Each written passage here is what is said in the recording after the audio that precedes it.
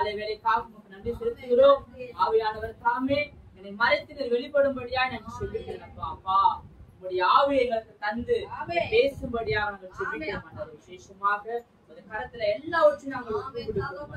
தகப்பன் தாமே நடத்துவீராக, எல்லாவற்றையும் நீ நடத்தி கொடுக்கும்படியாய் நான் செபிக்கிறேன். அப்பா இப்பொழுதும் ஆண்டவரே வேத பகுதிக்கு நேராக நாம் கடந்து செல்வோம். மத்தேயு 24ஆம் அதிகாரம் 28வது வசனம்.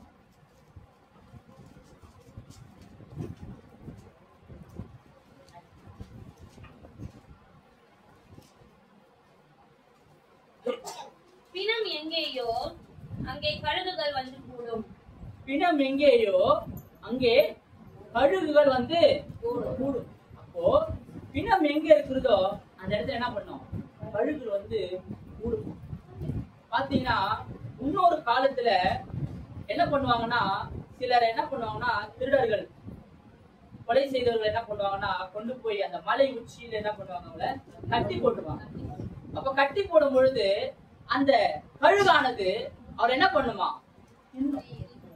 எப்படி அழகுனால என்ன பண்ணும், கொத்தி கொத்தி கொத்தி கொத்தி அவர்களை. அப்ப ஆண்டவர் இந்த கழுகை குறித்து ஏன் பேச வேண்டும்? எதற்காக நம்மிடத்தில் அந்த கழுகை குறித்து ஆண்டவர் பேச வேண்டும்? ஏன் அந்த கழுகுடைய குணாதிசயம் என்ன? அந்த கழுகு எப்படிப்பட்ட காரியங்களை செய்தது? அதை குறித்தான் நாம் பார்க்க போறோம். ஆராதனை வேளையிலே தேவனாகிய கர்த்தர் என்னோடு கூட இடைப்பட்டு பிணம் எங்கேயோ அங்கே கழுகுகள் வந்து கூடும் என்று ஆண்டவராகிய இயேசு கிறிஸ்து என்னோடு கூட இடைப்பட்டு பேசினார். அப்போ அந்த பிணங்களை தின்னுகிற கழுகுடைய குணாதிசயத்தை குறித்தான் இப்பொழுது நாம் பார்க்க போகிறோம். அப்ப சில வேளைகள்ல அந்த கழுகு என்ன காரியங்களை செய்யும்? கழுகுடைய குணாதிசயம் என்ன தெரிஞ்சவங்க சொல்லுங்க. கழுகு என்ன பண்ணும்? அழகு வேகமா பறக்கும். அதன் பிறகு அப்புறம் அதுக்கு வயசாயிடுச்சுன்னா மேல போயிட்டு இப்படி இப்படி எல்லாம் பண்ணி. ஆமா ஆமா கண்டிப்பா. அதாவது இந்த கழுகு என்னன்னா, எப்படிப்பட்ட விலங்குகளையும் அதை அடிக்கக்கூடிய வல்லமை உடைய கழுகு. ஒரு பெரிய எப்படிப்பட்ட விலங்கா இருந்தாலும் சரி, அது என்ன பண்ணும், அதனுடைய கால்கள்னால கூட என்ன பண்ணாத தூக்கி செல்லும். இங்க டிஸ்கவரி சேனல் பாத்தீங்கன்னா ஒரு ஆடு இருக்கும். அந்த ஆடு மலையில இருக்கும். அந்த ஆடு அப்படியே இந்த கழுகு அப்படியே அடிச்சு தள்ளும். அப்படியே கீழே கரண்டு போய் விழும். அது வந்து பயமே கிடையாது. அதுல நிறைய கம்பெனில பாத்தீங்கன்னா கழுகுடைய சிம்பிள் தான் இருக்கும்.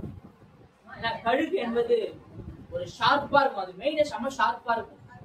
நீங்க பீனிக்ஸ் மால் எல்லாம் போனீங்கன்னு வச்சீங்கன்னா, வேலை செய்யலாம் போனீங்கன்னா, அங்க நான் ஒர்க் பண்ணும் போது ஃபுல்லாவே பாத்தீங்கன்னா கழுகுடைய சிம்பிள் தான் இருக்கும்.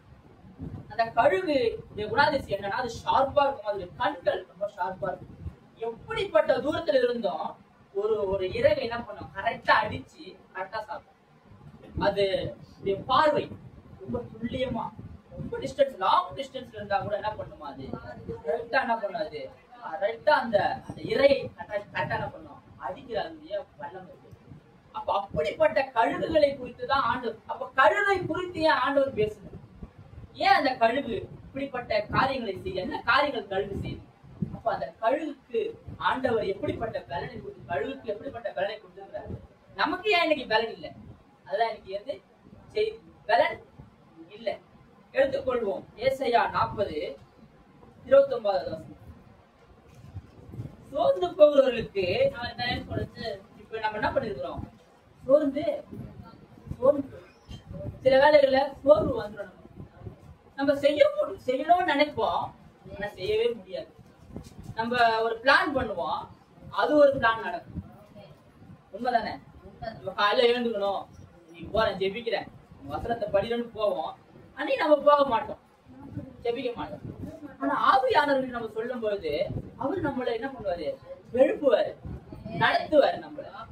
அப்போ சோர்ந்து போறவர்களுக்கு அவர் பலன் கொடுத்து, தத்துவம் இல்லாதவனுக்கு தத்துவத்தை என்ன பண்றாரு ஆண்டவர், பெருக பண்ணுறாரு. அந்த என்ன பண்றாரு, எப்பயுமே பெருக பண்ணுகிற ஆண்டவர் நம்ம ஆண்டவர். அப்புறம் பாரு, அதுக்கு இளைஞர்கள் இலைப்படைந்து சோர்ந்து போவார்கள். சோர்வுதான் அநேகருக்கு சோர்வு. அதாவது நம்ம ரொம்ப ஆக்டிவா சுறுசுறுப்பா இருந்தா பிசாசுக்கு பிடிக்காது. ஏதாவது ஒரு சோர்வுகளை கொண்டு வந்துட்டா நம்ம வந்து ராஜ்யத்தை கட்ட முடியாதுல்ல. தேவனோடு கூட இணைய முடியாது. அப்ப அந்த சோர்வு எப்படி நீங்கன்னா தேவனோடு கூட இருக்கும் பொழுது அந்த சோர்வுகள் என்ன பண்ணும், உங்களை விட்டு நீங்கி போகும். அப்ப இன்னைக்கு ஐயா சொன்ன மாதிரி நான் சோர்வோடு தான் வந்தேன், தேவனுடைய அந்த அபிஷேகம் என் மேல படும் பொழுது எனக்கு அந்த சோர்வுகளே இல்லைன்ற. உண்மையாவே நானும் சோர்வோட தான் வந்தேன். உண்மையாவே நான் நைட்லாம் தூங்கவே இல்லை, நான் சோர்வோட தான் இருந்தேன். ஆனா அங்க உட்காரும் பொழுது ஆராதனை வேலையில தான் ஆண்டவர் எனக்கு பேசினார், திடீர்னு பேசினார் எனக்கு ஆண்டவர். என்ன இதுதான்? அப்போ அவருடைய அந்த அபிஷேகம் நம்ம மேல படும் பொழுது அந்த வசனங்களை ஆண்டவர் எடுத்துக்கிட்டு தெரியாது. நான் கொண்டு வந்த வசனங்களே வேற, கவலையை குறித்து நான் கொண்டு வந்தேன். அவர் உங்களை விசாரிக்கிறபடினாலே உங்கள் கவலை எல்லாம் வச்சிருன்னு சொல்லி ஆண்டவர் பேசுறாரு நேற்று. ஆனா தேவன் இதை தான் பேசுவாருன்னு எனக்கு தெரியாது. இன்னைக்கு வந்த பேர் இது பேசுறாரு. அப்ப தேவன் யாருக்கு என்ன கொடுக்கணும், எந்த சபைக்கு எதை கொடுக்க வேண்டும் என்று ஆண்டவருக்கு தெரியும். அதன் பிறகு அந்த வசனங்களை பாருங்க. வாலிபரும் இடறி வருவார்கள். இடருக்குரிய காரியங்களை பிசாசு என்ன பண்ணுவான், கொண்டு வரும்.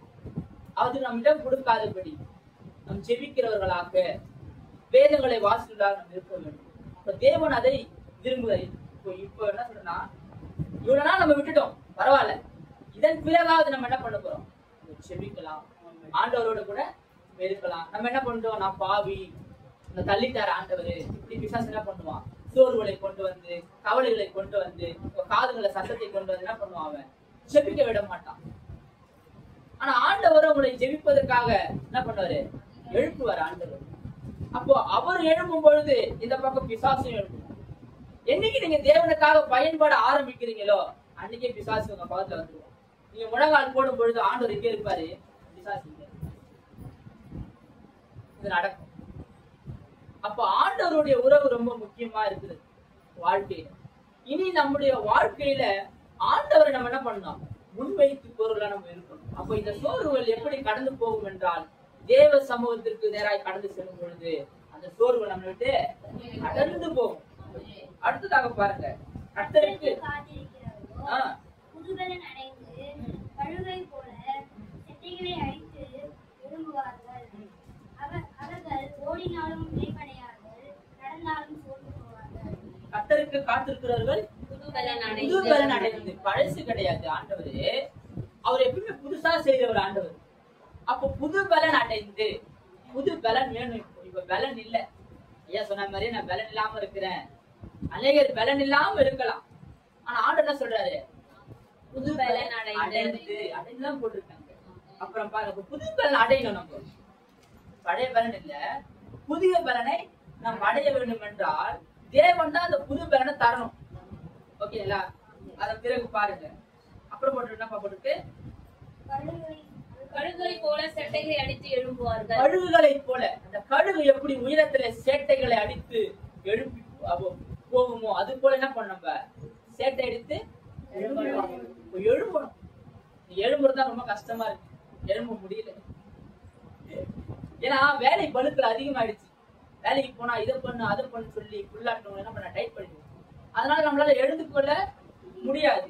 ஆனா ஆண்டவர் இங்க சொல்றாரு, என்ன சொல்றாரு பாருங்க, கழுகுகளை போல சேட்டை அடித்து எழுப்புவார்கள். கழுகுகளை போல என்ன பண்ணுவோம், சேட்டை அடித்து கழுகுடைய காரியங்களை குறித்து ஆண்டவராகிய இயேசு நம்மளோட என்ன சொல்றாங்க, அந்த கழுகு ஒரு ஸ்ட்ராங்னஸ். நல்ல ஸ்ட்ராங்கா இருந்த கழுகுக்கு ஒரு சோதனை வந்துருச்சு. நல்ல ஸ்ட்ராங்கா இருந்த கழுகு, நல்ல ஓடின கழுகு, நல்ல இரைகளை தேடின கழுகு, அப்படிப்பட்ட கழுகுக்கு இப்ப என்ன ஆயிடுச்சு, ஒரு சோர்வு வந்துருச்சு. இப்ப இந்த கழுகு ரெண்டு காரியங்களை நினைக்க வேண்டும். ஒரு காரியம் இந்த கழுகு என்ன பண்ணணும், வாழணும். இன்னொரு காரியம் சாகணும். ரெண்டு காரியம் நடக்கும் வாழ்க்கையில கூட. ரெண்டு தீர்மானம் வரும். ஒண்ணு நான் வாழணும், இல்லைன்னா என்ன பண்ணணும், மறிக்கணும். அப்போ மறிப்பது ரெண்டாவது காரியம் தான், வாழ்வதுதான். அப்ப வாழ்வதற்கு ஆண்டவர் என்ன பண்ணுவார், இந்த கழுகு வாழனா என்ன பண்ணணும், இந்த கழுகு வாழணும். இந்த கழுகுக்கு இப்ப பலன் இல்லை, ரொம்ப வயசாயிடுச்சு இந்த கழுகு. இப்ப இந்த கழுகு சின்ன ஒரு கோழி குஞ்சு கூட என்ன பண்ணும், இப்போ அந்த கழுகு பார்த்து ஏனமா பார்க்கும், கொத்தும். அது ஒண்ணும் பண்ண முடியாது, ஏன்னா பலன் இல்லையே. பலன் எல்லாம் ஒண்ணும் பண்ண முடியாது. அப்ப பலன் வேண்டும் அந்த கழுகு.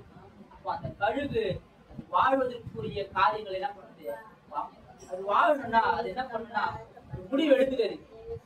கழுகு. நம்ம இப்படி இருக்கக்கூடாதுன்னு சொல்லி ஒரு முடிவு எடுத்தாது. என்ன பண்ணுமா, ஒரு உயர்ந்த மலை இருக்கு பாருங்க, அந்த மலை அது எதை குறிக்கிறது? மலையை குறிக்கிறது. மலை உயர்ந்த மலையில போயிட்டு குகை ஒரு மலையில உள்ள போயிடுமா. உள்ள போயிட்டு நம்ம என்ன பண்ணோம், உள்ள உட்கார்ந்து கொள்ளும். அப்படி மூடி குறுகி உட்கார்ந்து கொள்ளும். தன்னுடைய அந்த சிறகுகள் எல்லாம் என்னாச்சு, மூடி போட்டு இருக்குமா. சிறகுகள் மூடி கொண்டு அந்த அலகுகளை வைத்து என்ன பண்ணுமா, அந்த சிறகுகளை என்ன பண்ண ஒண்ணு ஒண்ணா அது என்ன பண்ணுவோம், பிச்சு பிச்சு பிச்சு போடும். பிச்சு பிச்சு என்ன பண்ணுமா, இறகுகளை எல்லாவற்றையும் அது பிச்சு போடுமா. எதனால? என்னுடைய அலகுனால.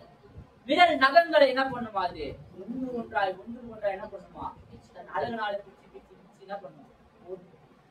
அப்ப அந்த கழுகு அது வாழ்வதற்கான காரியங்களை என்ன பண்ணுது, செய்யறதா இருக்கு. அப்போ அது பிச்சு போடும் பொழுது அந்த கால் நகங்கள் எல்லாம் ரஃப்பா இருக்கும், ரொம்ப ஆடா இருக்கும் கால் நகங்கள். அது என்ன பண்ணுமா, அதுக்கு வந்து அழகு தானே. அந்த அழகை வச்சு என்ன பண்ணுமா, அந்த நகங்களை என்ன பண்ணுமா, என்ன பண்ணுமா. அப்போ அது என்னன்னா, அந்த எல்லாமே என்ன பண்ணுமா, புதுசா மாறுவதற்காக, அது வளருவதற்காக, அது வாழ்வதற்காக இப்படிப்பட்ட காரியங்கள் என்ன பண்ணுமா, ஒரு கழுகு செய்யும். அப்ப அந்த கழுகுக்கு எப்படிப்பட்ட நாணம் ஆண்டவர் கொடுத்திருந்தார். தன்னுடைய அழகுனால அதுக்கு என்ன பண்ணுறது, அழகு மட்டும்தான், அதாவது அந்த இது மட்டும் சொல்லணும். அந்த அழகுனால மட்டும்தான் என்ன பண்ணுமா, அது தன்னுடைய உடல் பாகங்களை எல்லாவற்றையும் என்ன பண்ணுமா, உரித்து கொண்டு அது என்ன ஆகும், தோல், ஒரு தோல் மட்டும் எப்படி அந்த கோழி பாத்தீங்கன்னா தோல் உரிச்சு அப்படி இருக்கும். அப்படிப்பட்ட ஒரு மொட்டையான ஒரு சூழ்நிலை என்ன பண்ணுமா, அது மலையில போய் உட்கார்ந்து இப்போ இருக்கிறது ஒன்னே ஒன்று அழகு மட்டும்தான். இந்த அழகு என்ன பண்ணுமா, தன்னுடைய அந்த மலையுடைய முகடுகள் என்ன பண்ணுமா, இடிச்சு இடிச்சு இடிச்சு என்ன பண்ணுமா, அதையும் உடைக்கும். எத்தனை வலி இருக்கும் அந்த கழுகு, எப்படிப்பட்ட வலியை இருக்கும். நகங்களை பிக்கும் போது ரத்தம் வந்திருக்கலாம்ல, ரத்தம் வரும். ஆனா அது வலியை பொறுப்பெடுக்கல, அது வலியை பொறுப்பெடுக்கல. ஏன்னா அதுக்கு புது பலன் வேண்டும். இந்த நாணத்தை கர்த்தர் கழுகுக்கு கொடுத்திருக்கிறாரு. நம்ம வாழ்க்கையில கூட சில வேலைகள்ல நமக்கு சோர்வு வந்துச்சுன்னா கொஞ்ச நாள் என்ன பண்ற, ஆண்டவர் நம்மள உள்ள அடைச்சி வைப்பார். அடைச்சி வச்சார் ஆண்டவர். அந்த கழுகு என்ன பண்ணார் ஆண்டவர், நம்ம கோட் பண்ணி வச்சுட்டார். இப்ப கழுகுக்கு என்ன பண்ணணும், காத்திருக்கிற அந்த கழுகு காத்திருக்கிற நேரம் அது கொஞ்ச நாள் அது என்ன பண்ணணும், காத்திருக்கு. அந்த குறிப்பிட்ட நாள் வரைக்கும் அது காத்திருக்கும் போது அதுக்கு என்ன ஆகும், என்ன நடக்கும், அதுக்கு புது சிறகுகள் வரும். அது வரைக்கும் அது காத்திருக்கணும். புது சிறகு வர வரைக்கும் அது காத்திருக்கணும். யாரும் காத்திருப்பது கிடையாது, காத்திருப்பது கிடையாது. காத்திருக்கும் அநேக காரியங்கள் நம்ம என்ன பண்ணணும், நல்லா காத்திருந்தேன். 7 ஆண்டுகள் காத்திருந்தேன். எனக்கு சில வேலையில மனசு கொஞ்சம் சோர்வாதான் ஆயிடும். இருந்தாலும் ஆண்டவர் விடல. அப்ப காத்திருப்பது நல்லது. காத்திருந்தாதான் வண்டி கூட ஓடும். காத்திருந்தா வண்டி ஓடாது. அப்ப காத்திருப்பதை தேவன் விரும்பும். அப்ப அந்த மலையின் மேல இந்த கழுகு காத்து கொண்டு, ஏனென்றால் அவை புதிதாய் வளர்வதற்காக, புதிதாய் தன்னை உருவாக்கி கொள்வதற்காக அது தன்னை என்ன பண்ணுது, அப்ப தேவனிடத்தில் அது நம்ம ஒப்பு கொடுக்கும் பொழுது நம்மளை தேவன் புதிய மனிதனாக என்ன பண்ணுவார், மாற்றுறவரா இருக்கிறார். அப்போ இந்த இறகுகள் வளர வேண்டும். அது கொஞ்ச நாள் ஆகும். விரல்கள் வளர வேண்டும், கை நகங்கள் வளர வேண்டும். எல்லாம் வளர்ந்த பிறகு அந்த அளவும் வளரும். வளர்ந்து வெளியில வரும் பொழுது அது எப்படி இருக்கும், பரனோடு கூட அந்த கழுகு எப்படி முன்பு இருந்ததோ அதே போல அந்த கழுகு என்ன பண்ணும், சேட்டை அடித்து உயரத்துல நீங்க பலன் இல்லாம இருக்கிறீங்களா, ஆண்டவர் உங்களுக்கு என்ன பண்ணுவாரு, பலனை கொடுக்கிறவரா. எனக்கு பலன் இல்ல, சுத்தமா பலன் இல்லன்னு சொன்னீங்கன்னா ஆண்டவர் உங்களுக்கு எந்த வேலையில நல்ல பலத்தை கொடுக்கிறவரா. ஐயாவுக்கு அவர் பலத்தை கொடுக்கிறவரா இருக்கிறார். என்னால எதையும் செய்ய முடியல நீங்க நினைக்கும் பொழுது கர்த்தர் உங்களை கொண்டு செய்கிறவரா. உண்மையாகவே சொல்றேன், ஒரு மாதம் அளவாக எனக்கு தூக்கமே கிடையாது. அந்த ஒரு மாதம் அளவும் இரவிலும் தூங்க மாட்டேன், பகலும் தூக்கமே எனக்கு வரவே வராது. ரொம்ப கஷ்டமா இருக்கும் எனக்கு, ஏண்டவரே அப்படின்னு. ஆனா எதுக்கு எனக்கு தெரியல. ஏன் அந்த சோர்வு தான் எனக்கு சோர்வா இருந்தது. அந்த ஒரு மாதத்துக்கு பிறகு ஆண்டவர் அந்த சோர்வுகளை எடுத்து போட்டார். ஆண்டவர் எனக்கு என்ன பண்ணாரு, பலன் கொடுத்தார். அப்ப தேவன் ஒரு நல்ல ஒரு ஆவிக்குரிய மனைவி கொடுத்தனால ஆண்டவர் உங்களை கைவிட மாட்டாரு. மீண்டுமாய் உங்களை அவர் பேச வைப்பாரு, மீண்டுமாய் உங்களை துதிக்க வைப்பாரு, காரியங்களை நடப்பிக்க வைப்பாரு. உங்களை கொண்டு அநேக திட்டங்கள் வைத்திருக்கிறாரு. இப்படி என்ன பண்ணும் ஆவிக்குரிய மனைவி நம்மளை பூஸ்ட் பண்ணும். அது போல இந்த கழுகு அந்த பூஸ்ட் பண்ணிக்கொள்ளும். அதுக்கு சொல்றதுக்கு ஆட்கள் கிடையாது, நமக்கு சொல்வதற்கு ஆட்கள் உண்டு. அப்படி இருந்தும் அந்த கழுகுக்கு ஆண்டவராகிய இயேசு தாமே ஒரு புது பலனை கர்த்தர் கொடுப்பார் என்றால், இன்றைக்கு உங்களுக்கும் அவர் கர்த்தர் பண்ணுவாரு, ஒரு புது பலனை கொடுக்கிறவரா இருக்கார். அப்போ அது என்ன பண்ணும், உயரத்திலே சென்று உயரமாய் செல்லும் பொழுது சிறகுகளை விரித்துக் கொண்டு, பெரிய சிறகுகளை விரித்துக் கொண்டு சேட்டை அடித்து உங்களையும் ஆண்டவர் என்ன பண்ணுவாரு, நல்ல சேட்டை அடித்து எழுப்புவார்.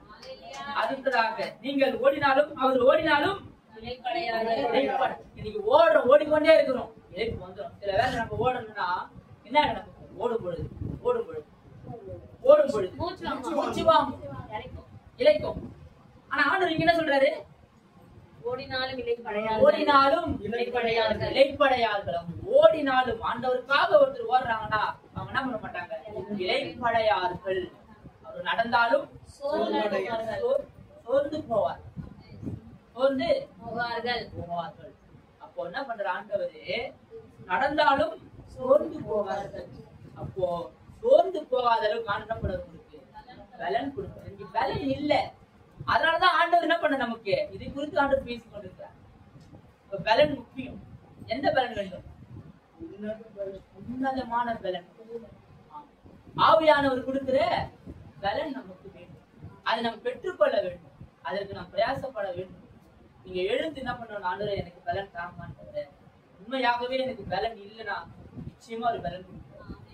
பலன் உள்ளவன் ஆகிலும் பலனற்றவன் ஆகிலும் உதவி செய்வது அவருக்கு காரியம்.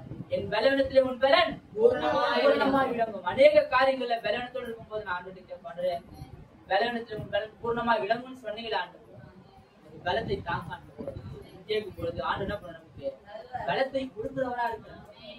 தத்துவம் இருக்கு, தத்துவத்தை கொடுக்கிறவரா இருக்கிறார். அதனால நீங்க என்ன பண்ண கூடாது, சோர்ந்து போக. நம்ம சோர்ந்து போயிட்டா பிசாசுக்கு கொண்டாட்டம், சோர்ந்து போயிட்டா கொண்டாட்டம் ஆயிடும். சோர்ந்து போக வைப்பான். எதையாவது கொண்டு வந்து என்ன பண்ணணும், சோர்ந்து போக வைப்போம். எதையாவது சிந்திக்க வைப்பு, இவைகளையே அவன் சிந்தித்துக் கொண்டிருப்பான். நீங்க எப்ப விழுவீங்க நம்ம பார்த்து கொண்டே இருப்போம். எப்ப நீங்க விழுவீங்க, எந்த காரியத்துல நீங்க இடருவீங்கன்னு அவனுக்கு தெரியும், எந்த காரியம் நீங்க செய்வீங்கன்னு அவனுக்கு தெரியும். அப்போ அந்த காரியங்களை கொண்டு வருவான். அப்போ அதை நம்ம டைவர்ட் பண்ணோம்னா கண்டிப்பா வேதனை, ஜபம் பண்ண வேண்டும். ஆண்டவர் என்ன பண்ணுவாரு, கழுகுகளை போல நமக்கு என்ன பண்ண ஆண்டவரு புது பலனை கட்ட நமக்கு என்ன பண்ணுவாரு, கொடுக்கிறவரா இருக்காரு. கழுகு மூலியமா என்ன சொல்லுவாங்க, உங்களுக்கு என்ன பண்ண ஆண்டவரு புது பலனை கட்ட கொடுப்பாரு.